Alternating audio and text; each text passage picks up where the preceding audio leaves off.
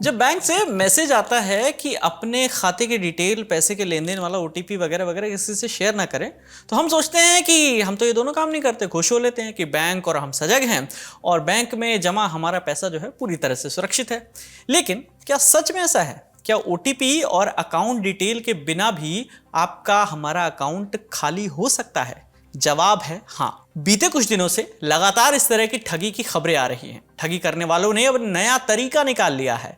Silicon के fingerprints बनाए जा रहे हैं और लोगों के आधार नंबर और उनके डुप्लीकेट फिंगरप्रिंट से बायोमेट्रिक मशीनें और एटीएम ऑपरेट किए जा रहे हैं और लोगों को लाखों का चूना लग रहा है। नमस्कार, मेरा नाम है विकास वर्मा और आप देख रहे हैं मास्टर क्लास, जिसमें आज हम बात करेंगे साइबर ठगी के इसी नए तरीके की। आखिर कैसे बिना ओटीपी, बिना किसी मैसेज, सिर्फ व्यक्ति के आधार नंबर और उसके डुप्लीकेट फिंगरप्रिंट से पैसे निकाले जा सकते हैं।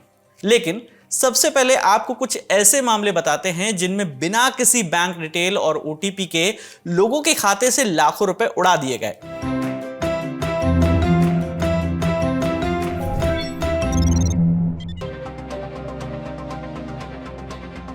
पुष्पेंद्र सिंह एक फेमस यूट्यूबर हैं। बीते दिनों उन्होंने ट्विटर पर अपनी मां के बैंक अकाउंट के साथ हुई धोखाधड़ी की जानकारी दी। उन्होंने बताया कि उनकी मां के अकाउंट से बिना किसी 2 फैक्टर ऑथेंटिकेशन के पैसे निकाल लिए गए। माने उनके पास बैंक की तरफ से मैसेज वगैरह के जरिए इस निकासी का कोई अलर्ट भी नहीं आया और जब उन्होंने अपनी पासबुक अपडेट करवाई तब जाकर ठगी का उनको पता चला। ये सब हुआ आधार से लिंक्ड उनकी मां के फिंगरप्रिंट के जरिए।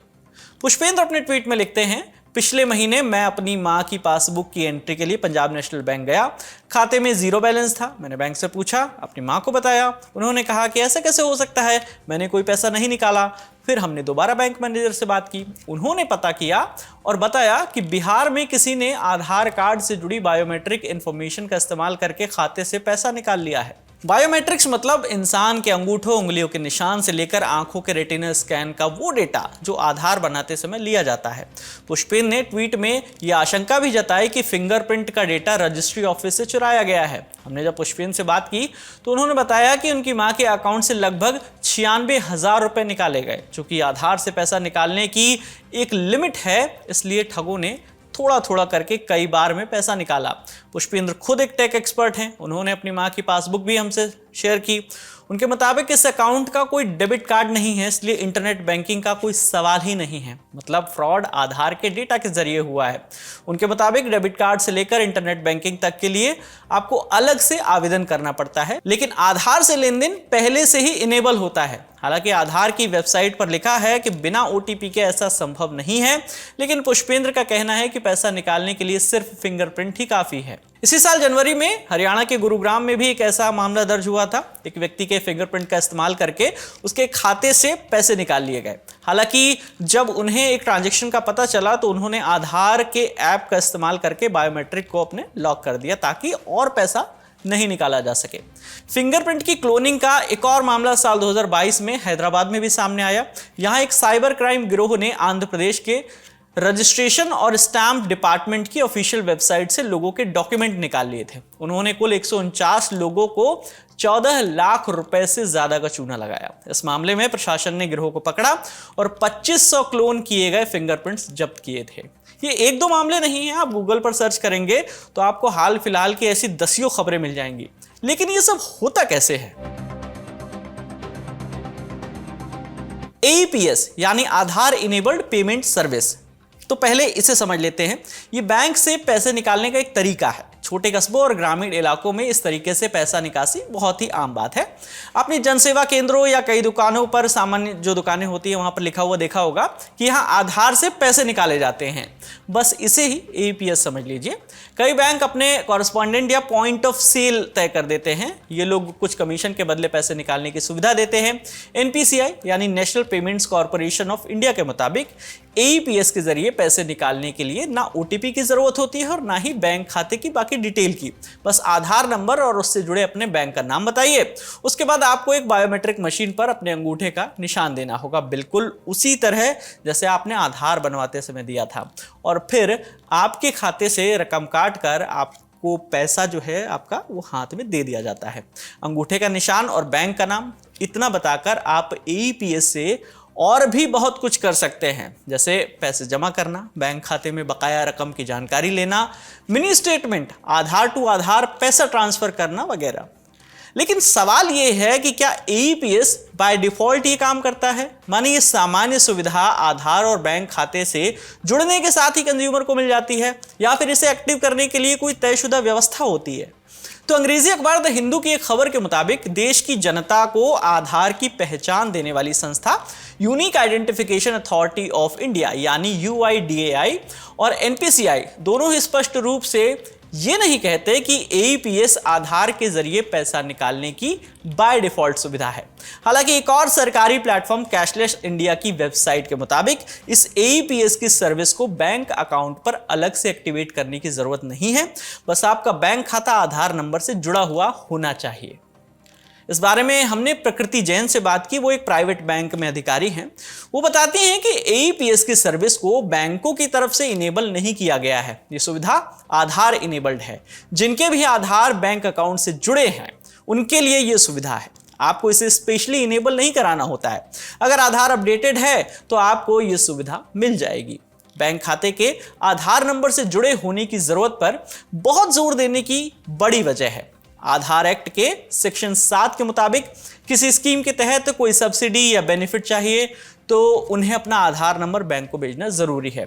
और यूं भी बैंक में खाता खुलवाते वक्त केवाईसी के लिए आधार को प्राथमिक पहचान पत्र माना जाता है। मैंने मोटा मोटी कहें तो देश में ज्यादातर लोगों के आधार नंबर उनके बैंक अकाउंट से जुड़े हैं और उनके लिए एईपीएस बाय डिफॉल्ट एक्टिव है। यानी अगर एईपीएस का गलत इस्तेमाल करके ठगी की खबरें आ रही हैं तो ये जनता के लिए चिंता की बात है। अब सवाल यह है कि सिर्फ एईपीएस का गलत इस्तेमाल करके किसी के खाते से पैसा उड़ाने के लिए ठगों को आधार की डिटेल और बायोमेट्रिक इंफॉर्मेशन भी तो चाहिए, वो कैसे मिलती है उन्हें?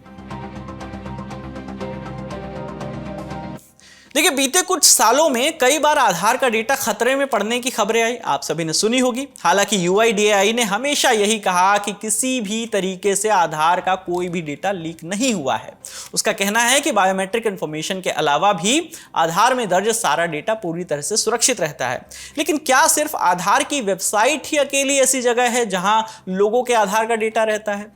इस बारे में साइबर एक्सपर्ट जो हैं, साइबर सिक्योरिटी के एक्सपर्ट रक्षित टंडन, उन्होंने द हिंदू से बात करते हुए कहा कि लोगों के आधार नंबर आसानी से फोटोकॉपी में, सॉफ्ट कॉपी में इंटरनेट पर उपलब्ध हैं और साइबर अपराधी लोगों की बायोमेट्रिक इंफॉर्मेशन निकालने के लिए एईपीएस का भी इस्तेमाल करते हैं। ट्रांजैक्शन के लिए ये लोग सिलिकॉन का इस्तेमाल करके एईपीएस की मशीनों के साथ धोखाधड़ी कर लेते हैं।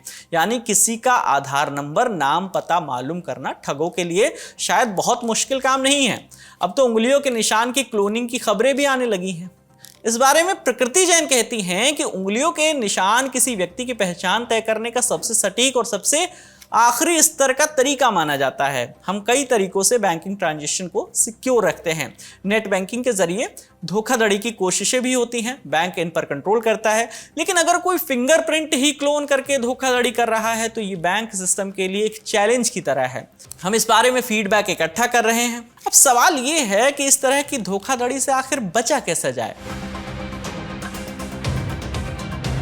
तो आधार का डेटा सुरक्षित करने का एक तरीका है अपना आधार लॉक कर देना। लॉक करने के बाद भले ही डेटा लीक हो चुका हो, लेकिन उसका इस्तेमाल पैसे के लेन देन के लिए नहीं किया जा सकेगा और ज़रूरत पड़ने पर आप आधार को अनलॉक भी कर सकते हैं। जैसे पासपोर्ट बनवाते वक्त या ज़मीन की रजिस्ट्री कराते वक्त यूज़र अपना जो है यूआईडीएआई की वेबसाइट या एम आधार ऐप पर जाकर आधार लॉक कर सकते हैं।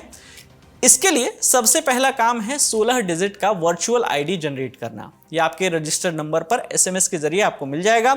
इसके बाद आप आधार लॉक का ऑप्शन चुन सकते हैं। इसके लिए आपको केवल एक कैप्चा कोड फिल करना होता है। आधार को जरूरत पड़ने पर दोबारा अनलॉक के लिए आपको उसी 16 डिजिट वाले वीआईडी नंबर की जरूरत होती है। एक और बात, अगर आप आधार के बायोमेट्रिक डिटेल का इस्तेमाल ज्यादा नहीं करते हैं तो बेहतर है कि आधार लॉक करने के अलावा बायोमेट्रिक भी लॉक कर दीजिए। इसका ऑप्शन भी यूआईडीएआई की वेबसाइट या एम आधार ऐप पर मिल जाता है। प्रकृति जो है वो आधार मास्क करने की भी ज़रूरत को बताती हैं। ये काम भी यूआईडीएआई की वेबसाइट पर जाकर किया जा सकता है। मास्क करने से मतलब है कि आधार पर पूरे नंबर का ना दिखना। प्रकृति बताती हैं कि मान लीजिए आप हमारे पास अपना आधार नंबर लेकर आए और आपने उसके बेसिस पर अपना पता बदलने के लिए कहा। क्या गारंटी है कि उसके बाद आपके आधार कार्ड का गलत इस्तेमाल नहीं हो सकता? हो सकता है कि आपकी आधार की डिटेल पैसे के लालच में आगे किसी थर्ड पार्टी को कोई बेच दे। इससे बचने के लिए आधार कार्ड को कम से कम मास्क जरूर करें।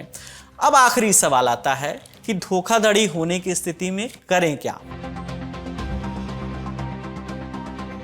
तो रिजर्व बैंक ऑफ इंडिया यानी आरबीआई के निर्देशों के मुताबिक आधार यूजर्स को सलाह दी जाती है कि कोई धोखाधड़ी होने की स्थिति में जल्द से जल्द अपने बैंक को सूचित करें। बैंकों को भी यह निर्देश दिया गया है कि ग्राहकों को उनके खाते से होने वाले हर लेन देन की जानकारी एसएमएस या ईमेल के जरिए दी जाए।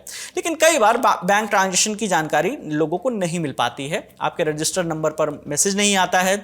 ऐसे में यह जरूर चेक करें कि आधार पर आपका फोन नंबर अपडेटेड है या नहीं, कोई छेड़छाड़ तो नहीं की गई है।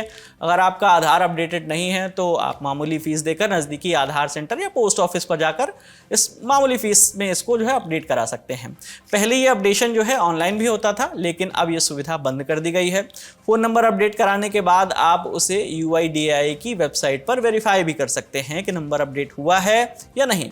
हालांकि UIDAI की भी साल 2016 के शेयरिंग ऑफ इंफॉर्मेशन रेगुलेशन में सुधार ला रहा है। इससे किसी व्यक्ति के आधार की डिटेल गोपनीय रहेंगी। इसके अलावा नए तरीके से 2 फैक्टर ऑथेंटिकेशन भी शुरू होगा। इसके तहत कोई व्यक्ति जब भी अपना आधार वेरीफाई करेगा तो उसकी उंगली की बारीक जानकारी और उसकी फोटो भी कैप्चर की जाएगी। माने सिर्फ उंगलियों के निशान से वेरिफिकेशन नहीं होगा। प्रकृति भी इस बारे में बताती हैं कि धोखाधड़ी करने वाले लोग नए नए तरीकों के साथ आते रहते हैं। उंगलियों के निशान की क्लोनिंग का तो कोई इलाज नहीं है, लेकिन इसके लिए भी तैयारियां की जाएंगी। तो आप सभी लोग सतर्क रहें और सावधान रहें। आज की हमारी मास्टर क्लास यहीं खत्म होती है। आपके लिए तमाम जानकारी जुटाई थी हमारे साथी शिवेंद्र गौरव ने। खबरों को आसान भाषा में समझने समझाने का सिलसिला जो है यूं ही चलता रहेगा। देखते रहिए द लंदन टॉप। शुक्रिया।